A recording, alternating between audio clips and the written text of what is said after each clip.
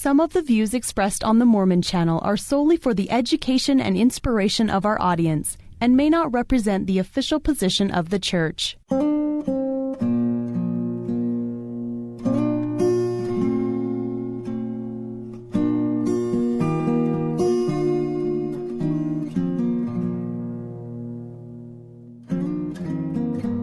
You're listening to the Mormon Channel of the Church of Jesus Christ of Latter-day Saints. Welcome to Why I Believe. My name is Rick Starr. This is the third in a four-part series about the Mormon handcart historic sites in Wyoming. In this episode, we'll hear from Elder and Sister Fenn, directors of these sites. They'll share their connection to the handcart pioneers and how up to 70 missionary couples work to keep this facility open year-round.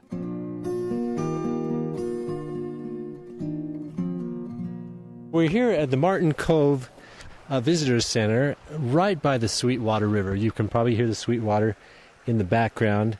And I'm visiting with Elder and Sister Fenn, who are the directors of the Martin Cove facility here in Wyoming. Thanks for taking the time to meet with me for a few minutes. No, it's our pleasure to have you here. We love having visitors at Martin's Cove. Yes, we do. Well, we've noticed as we've been going around here with our family today that there's really something sacred and special about this place. Talk about how you felt about having a calling to direct this facility. Well, the calling to direct came as a real surprise to us, as most calls do. We knew, though, that we wanted to serve here. We served in 2009. And last year also, and then we're called as the directors after two different missions here.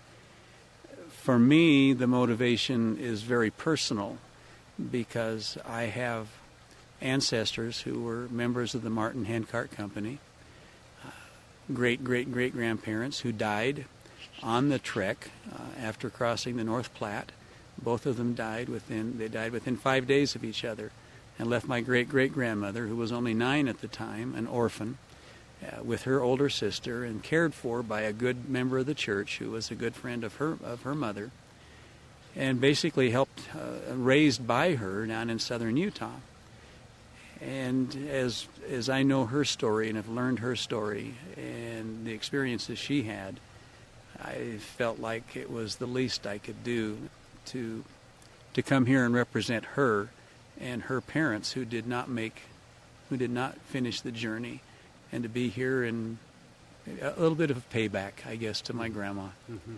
It would be a motivation. And I have felt her spirit here on a regular basis. It is a very special place. And President Hinckley has talked, and another member of the general authorities, but President Hinckley especially, has talked about the sacred, hallowed nature of this site. And we feel it every day, and the missionaries and the visitors feel it every day. How many missionaries are currently serving here? And talk about how many visitors come through here on a weekly basis or just during the summer. Well, we are actually over the 3 different sites that are here. There's Martin's Cove, the Willie Six Crossing Center, and Rock Creek Hollow. And at all of those different centers, we have visitors that come. We have probably around 25,000 youth who come here to trek. How many do you think we have at the Visitor Center? I would guess probably that many more. We probably have 50,000 total between the trek groups and the visitors during the course of a year. We're open. The Visitor Centers, just like all church visitor centers, are open every day of the week, every day of the year. And so we're here year-round. But the trek groups and most of the groups come during the summer. Mm-hmm. And we run between winter and summer from 9 couples at the 2 main sites, at the Willie site and at Martin's Cove. 9 couples to this year up as high as 70 couples. Wow. That are here at the 2 sites, just to make everything work between the visitors, because we do everything. We have missionaries who will spend one day at the visitor center, perhaps, another day out on the trail somewhere helping out, another day maybe working in the shop, repairing hand carts or working on projects. and the next day cleaning restrooms, and then the next day back at the visitor center. So we do everything. We're completely self-sufficient that way. So it requires large numbers. But our position as director is over the Mormon Handcart Historic Sites in Wyoming. That's the official name of this mission, if you will, that includes those 3 sites that Sister Fenn mentioned. Can you share any special experiences that you've had as you've had groups come through here? Youth and families, I know you have so many various groups, but maybe a special experience or two that you've felt have really touched your hearts. I served my mission in Argentina and have kept my Spanish up because of my previous career as a school administrator and prior to that a Spanish teacher. But one day, just a few weeks ago, one of the sisters came over from the visitor center and said, "We need someone who can speak Spanish over in the visitor center." We have a couple of other elders who have served Spanish-speaking missions, but I happened to be right there, and I said, "Well, I'll go over." And went to the visitor center and met this brother and this sister with their son. And he looked not familiar to me, but as soon as we started talking and I asked him where he was from, he told me he was from Salta, Argentina. And I said, "That's where I served my mission." He said, "When were you there?" This is all in Spanish, of course. "When were you there?" And I told him I was there 1964 to 1966. He said, "Well, I lived there then." And then I asked his name, and I asked him again, and he told me. And then I realized who he was, that I had known him there. He was a little older than I was and was married when I was there and had a small family, was a singer and sang in a folkloric group that was nationally known over there. So immediately I said, "What can we show you?" And they were here for a few months living with a son who lives in Roosevelt, Utah. So we took them out, got in our little rovers that we can sometimes take people out in, and drove out, went up towards the cove, walked up to the cove and shared some stories up there, and then came back down and stopped at the monument, and you know where that monument is that looks up into the cove, and shared a few more thoughts and some stories. And Brother Arce turned to me and he said, "These are my people too, aren't they?" And I said, "Yeah, they are." And he's from Argentina, has no ancestors who would have been even remotely tied to the handcart people. But he said, "These are my people." He said, "These are my friends." I said, "You're right. They are. It's our legacy. It's yours and it's mine, no matter where we're from." And that's what we see as people come through. They may have ancestors who are part of this. They may not even be tied to it at all, but they feel that spirit and realize what those people did that makes a difference for them in the church today. That was a special one for me. You really do. You feel that spirit here. You feel the spirit of those people who have gone before us. And like you said, these people in many foreign nations now feel the effects of what happened right here because of the posterity of these people, like you, who went to Argentina and shared the gospel. That posterity has shared the gospel all over the world. So from this small sacred place by the Sweetwater River, the gospel has really gone forth. Sister Fenn, do you have anything you'd like to share? The thing that I really love, aside from seeing all the trickers, is when I see a family with children of different shapes and sizes, and they've all come dressed in pioneer clothes.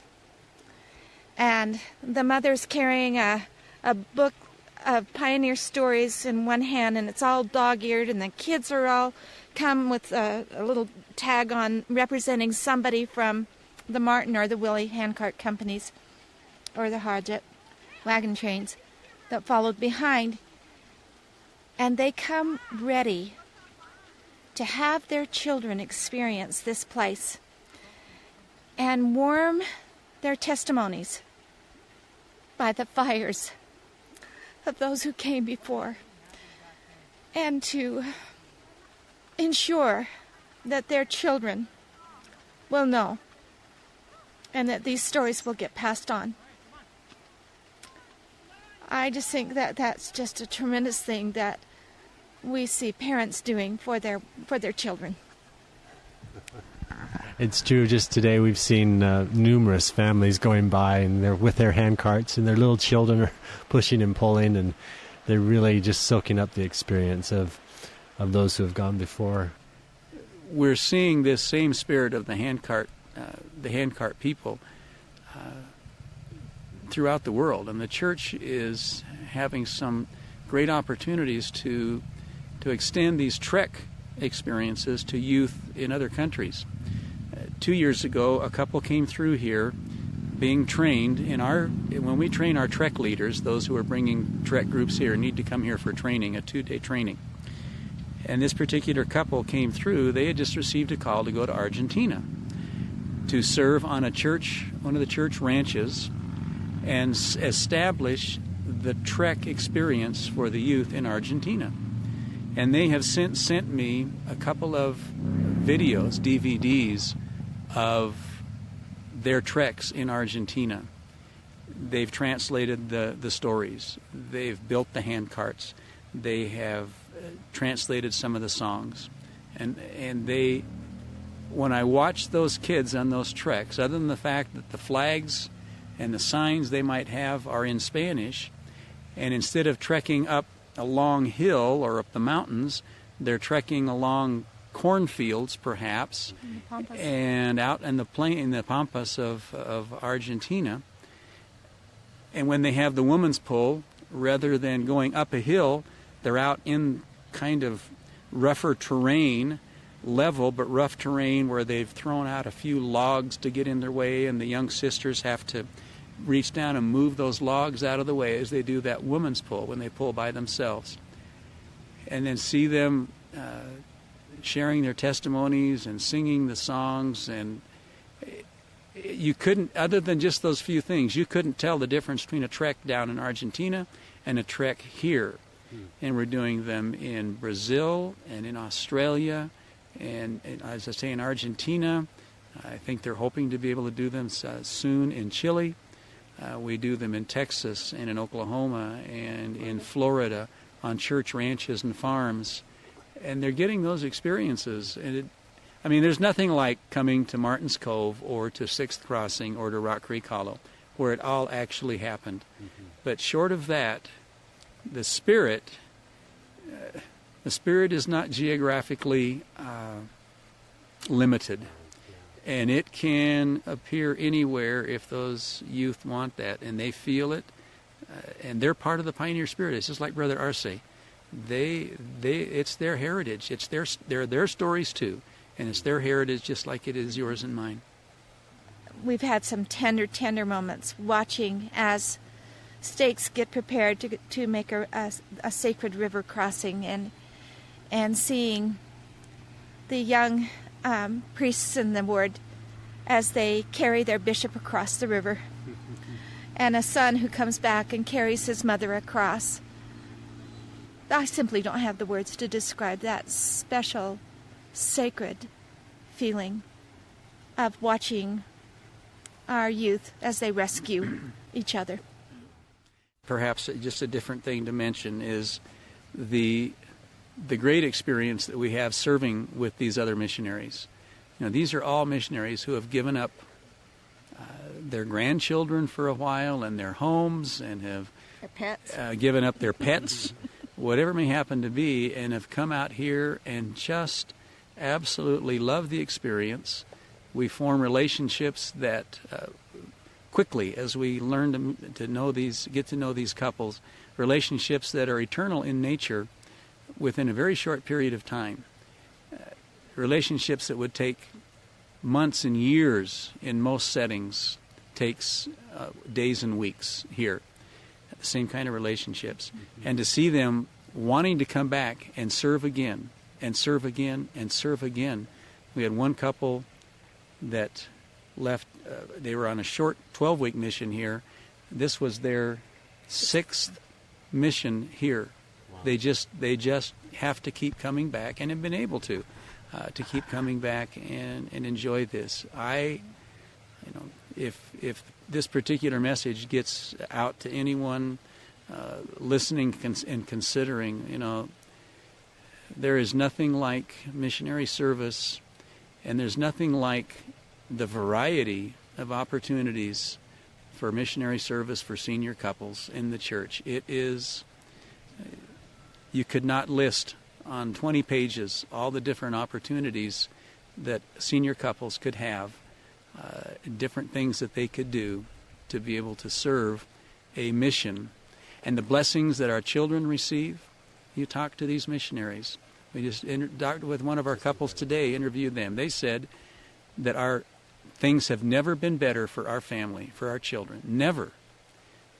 Since, as they have been in the 18 months, because they stayed and served at an 18-month mission, as they've been in this 18 months. We should add to that, though, that just the things I've heard from the different missionaries today, this is hard work. I mean, they are working hard, but the two things I've heard is they've never worked so hard in their life, and they've never had so much fun in their life as they have on a mission like this here. Later tonight we're having a big, a dinner or barbecue or something, and the missionaries have a band they put together. They entertain everybody, and you guys just have a lot of fun. It's a wonderful, fun time out here, and hard work, but just a great experience. Well, it's fun, and there's a great.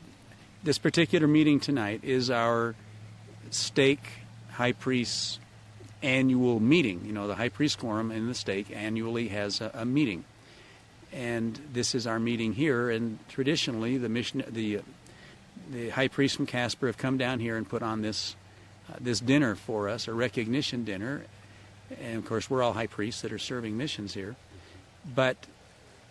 And probably should mention that the local members here have a great love. The members in the Casper stake and the Riverton, Wyoming stake and Casper, Wyoming stake are really responsible for all of this happening. Without them, these sites would not be here. They have a great love for this place. When they see us in town, in the city with our missionary badges on, they almost invariably will say, "Well, how are things at the Cove? How are things at the Cove?" It's their spot too. So it's a special feeling for everyone who is involved in any way with these sites. Thank you so much for taking the time to talk and share your feelings and your perspective. And as we close, would you mind, just from your perspective as directors of the Mormon Handcart Historic Site, would you, from that perspective, to people who have never been here, will you share your feelings about the gospel and the truthfulness of the gospel and the strength that has come through these pioneers who have come through this site? I hardly know where to begin. These people have become our friends. And yes, we have 70 missionaries that work here on this side of the veil. But we firmly believe that there are others that we cannot see, but we feel their presence. My testimony has grown so much. And I've learned to be so thankful for the restoration of the gospel and for Joseph Smith and for the reason why these people came and sacrificed everything they had. I think about people like James Tennant, who was a very wealthy man in England, gave everything he had to the church and then didn't make it. Their willingness to sacrifice, their charity, their humility makes me want to be a better person. I am so thankful for my testimony of Jesus Christ and knowing that He's our ultimate rescuer. And I can't help but think that this whole trail to me is a type of the atonement. And know that I have hope and trust in Him, and always will. When these people joined the church in England and in Denmark and Sweden and in the eastern part of the United States. And then had that great desire to gather with the saints in Utah. I like to think that it had a little bit to do with perhaps a better way of life, a little bit to do with better homes, had something to do with avoiding the persecutions that they faced in Europe and in the United States. But I firmly believe, and I teach it with Trek groups and with visitors when I can, that the primary motivation for them doing what they did, for them to be willing to suffer the way that they suffered, was that they were determined with every ounce of life that they had to go to a place where they could receive the sealing ordinances of the temple that would bind them together as families. It couldn't happen anywhere else in the world then, except in Utah. It was the only place where that could happen. And they were determined to gain those sealing ordinances, and were willing to die for it, which many of them did, and now are eternally bound as families because of the gospel and what it provides for eternal families.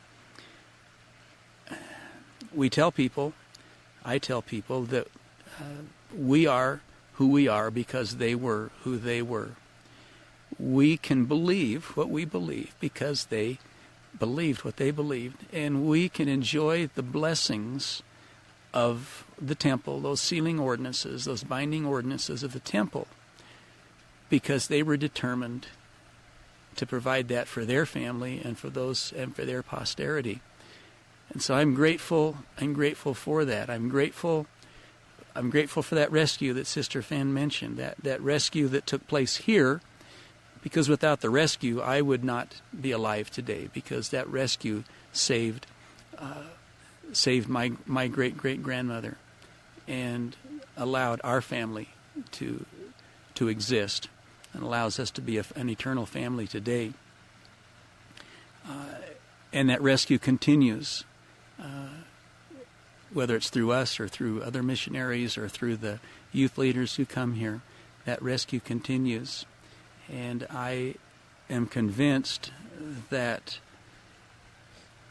as they look down and see the results of their suffering, that they would probably say, as some who did suffer greatly and lived would say, we would do it all again for our family's sake and for the gospel's sake. They believed that strongly. As members of the church today, we need to be as committed as they to get our families eternally bound in the temple, eternally sealed, so that together with those ancestors of ours, whether direct or by adoption, we can share the eternal blessings of the gospel. Elder and Sister Fan, thank you so much for taking the time to meet with me today. I'm excited for our listeners to hear our discussion and gain a little bit of the spirit of this historic site at Martin's Cove. Thank you so much. You're welcome. You're welcome. Our pleasure, and we love to have people come and experience this anytime, any day. You've been listening to Episode 3 in a 4-part series on the Mormon handcart historic sites of Wyoming. Please join us for our concluding episode in this series, where we'll hear from President Scott Lorimer, who was instrumental in acquiring these historic sites for the church. He'll talk about the discovery that much of the temple work for members of the handcart companies had not been completed, and how his stake undertook this important work. You can download and listen to this and other episodes of Why I Believe by visiting mormonchannel.org/programs. Scroll down and select Why I Believe. Thanks for listening.